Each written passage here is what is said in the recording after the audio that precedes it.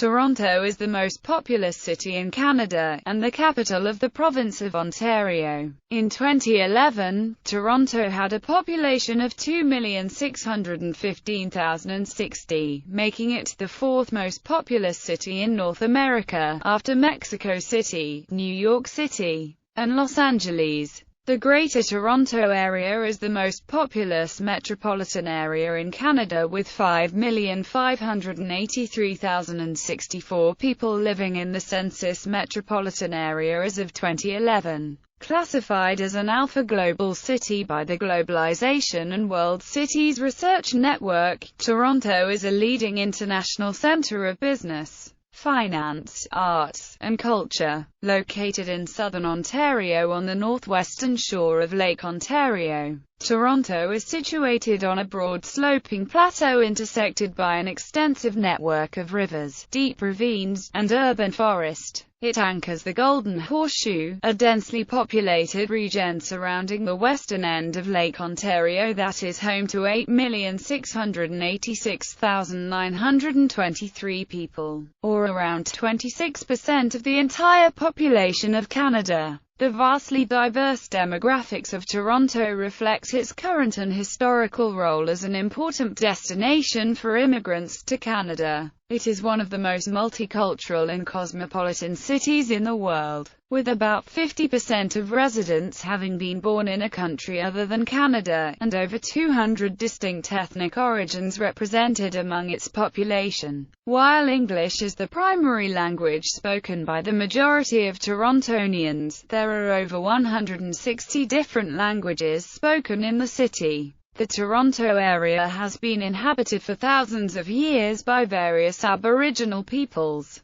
The urban history of the city dates back to 1787, when British officials negotiated the Toronto Purchase with the Mississaugas of the New Credit. They established the town of York, and later designated it as the capital of Upper Canada. During the War of 1812, York was ransacked and heavily damaged by U.S. troops in the Battle of York. The town was renamed and incorporated as the City of Toronto in 1834, and became the capital of the province of Ontario in 1867. Toronto has occasionally expanded through amalgamation with surrounding municipalities throughout its history, the results of which can be seen in the 140 independently unique and clearly defined official neighborhoods that make up the city. Toronto is a prominent center for music, theater, motion picture production, and television production, and is home to the headquarters of Canada's major national broadcast networks and media outlets. Its varied cultural institutions, which include numerous museums and galleries, festivals and public events, entertainment districts, national historic sites, and sports activities, are key attractions to the over 25 million tourists that visit the city every year. Toronto is well known for its many skyscrapers and high-rise buildings, in particular the tallest freestanding structure in the Western Hemisphere, the CN Tower. As Canada's commercial capital, the city is home to the Toronto Stock Exchange, the headquarters of Canada's 5 largest banks,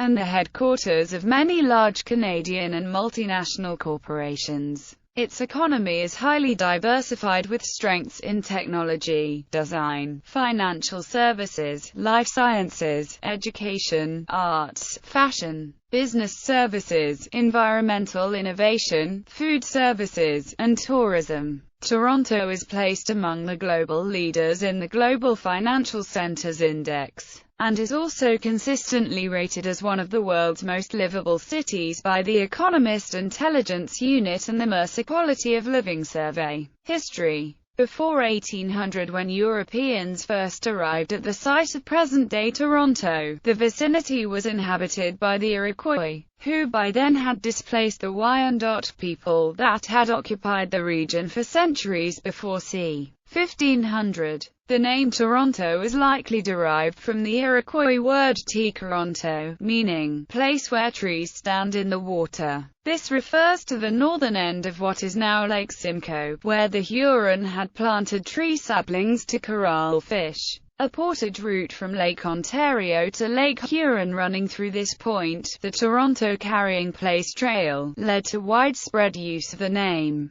In the 1660s, the Iroquois established 2 villages within what is today Toronto: Gannet-Sequeyagan on the banks of the Rouge River and Teiagan on the banks of the Humber River. By 1701, the Mississauga had displaced the Iroquois, who abandoned the Toronto area at the end of the Beaver Wars. French traders founded Fort Rouillé on the current exhibition grounds in 1750, but abandoned it in 1759. During the American Revolutionary War, the region saw an influx of British settlers as United Empire Loyalists fled for the unsettled lands north of Lake Ontario. In 1787, the British negotiated the Toronto Purchase with the Mississaugas of New Credit, thereby securing more than 250,000 acres of land in the Toronto area. In 1793, Governor John Graves Simcoe established the town of York on the existing settlement, naming it after Prince Frederick, Duke of York and Albany. Simcoe chose the town to replace Newark as the capital of Upper Canada, believing that the new site would be less vulnerable to attack by the U.S. Fort York was constructed at the entrance of the town's natural harbor, sheltered by a long sandbar peninsula. The town's settlement formed at the eastern end of the harbor behind the peninsula, near the present-day intersection of Parliament Street and Front Street.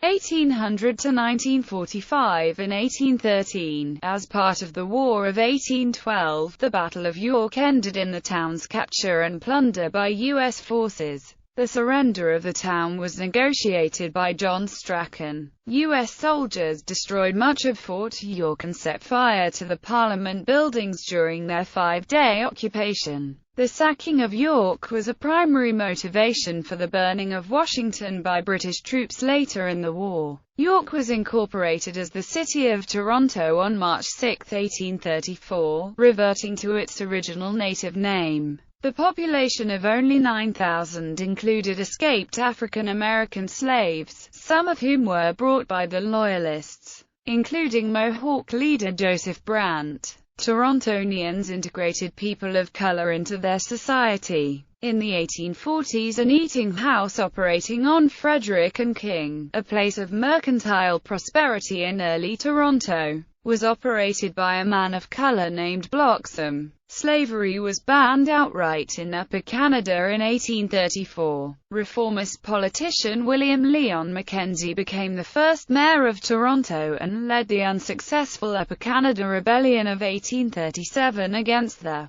British colonial government. The city grew rapidly through the remainder of the 19th century, as a major destination for immigrants to Canada. The first significant population influx occurred when the Great Irish Famine brought a large number of Irish to the city, some of them transient and most of them Catholic. By 1851, the Irish-born population had become the largest single ethnic group in the city. Smaller numbers of Protestant Irish immigrants were welcomed by the existing Scottish and English population, giving the Orange Order significant and long-lasting influence over Toronto society. Toronto was twice for brief periods the capital of the United Province of Canada, first from 1849 to 1852, following unrest in Montreal, and later 1856 to 1858, after which Quebec became the capital until 1866. Since then,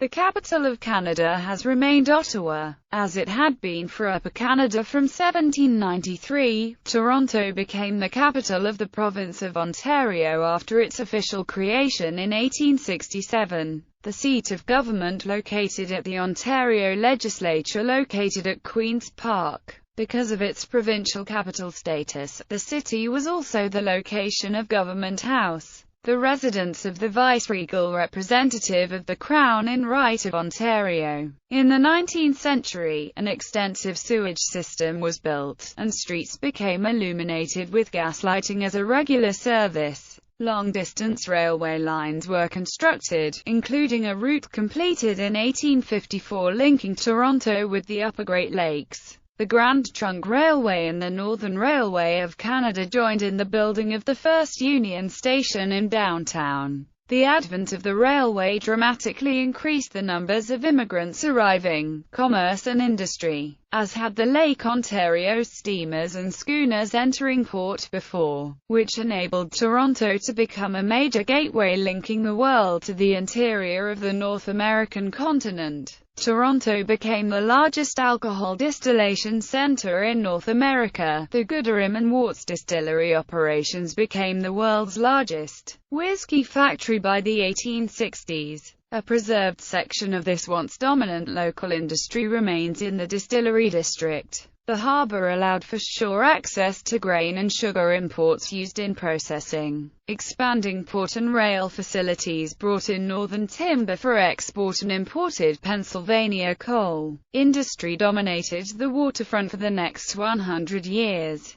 Horse-drawn streetcars gave way to electric streetcars in 1891. When the city granted the operation of the transit franchise to the Toronto Railway Company, the public transit system passed into public ownership in 1921 as the Toronto Transportation Commission, later renamed the Toronto Transit Commission. The system now has the third highest ridership of any city public transportation system in North America. The Great Toronto Fire of 1904 destroyed a large section of downtown Toronto, but the city was quickly rebuilt. The fire caused more than $10 million in damage, and resulted in more stringent fire safety laws and expansion of the city's fire department.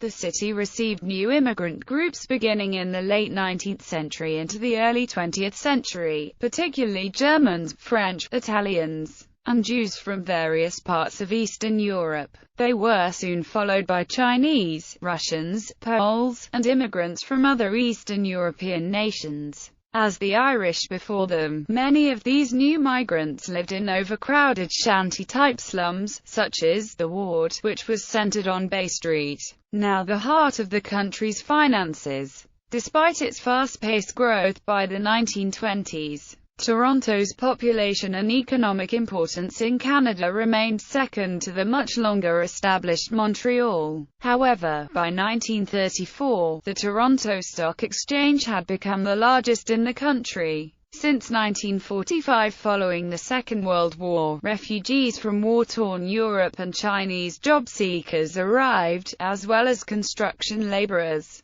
particularly from Italy and Portugal. Following the elimination of racially based immigration policies by the late 1960s, immigration began from all parts of the world. Toronto's population grew to more than 1 million in 1951, when large-scale suburbanization began, and doubled to 2 million by 1971. By the 1980s, Toronto had surpassed Montreal as Canada's most populous city and the chief economic hub. During this time, in part owing to the political uncertainty raised by the resurgence of the Quebec sovereignty movement, many national and multinational corporations moved their head offices from Montreal to Toronto and Western Canadian cities. In 1954, the City of Toronto and 12 surrounding municipalities were federated into a regional government known as Metropolitan Toronto. The post-war boom had resulted in rapid suburban development, and it was believed that a coordinated land use strategy and shared services would provide greater efficiency for the region.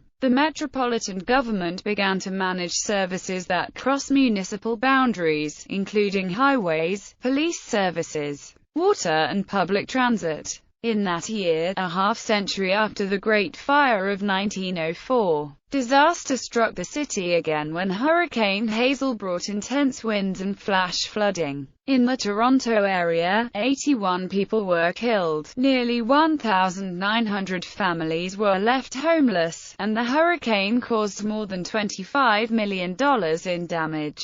In 1967, the 7 smallest municipalities of metropolitan Toronto were merged into their larger neighbours, resulting in a 6-municipality configuration that included the old city of Toronto and the surrounding municipalities of East York, Etobicoke, North York, Scarborough, and York. In 1998, The provincial government of Conservative Mike Harris dissolved the metropolitan government despite vigorous opposition from the component municipalities and overwhelming rejection in a municipal plebiscite. All 6 municipalities were amalgamated into a single municipality, creating the current City of Toronto, successor of the old City of Toronto. North York Mayor Mel Lastman became the first megacity mayor and the 62nd mayor of Toronto. John Tory is the current mayor. On March 6, 2009, the city celebrated its 175th anniversary of its inception as the City of Toronto in 1834. Toronto hosted the 4th G20 Summit during June 26–27, 2010, for which the largest security operation in Canadian history and the biggest mass arrest took place amidst large-scale protests. On July 8, 2013, severe flash flooding hit Toronto after an afternoon of slow-moving, intense thunderstorms.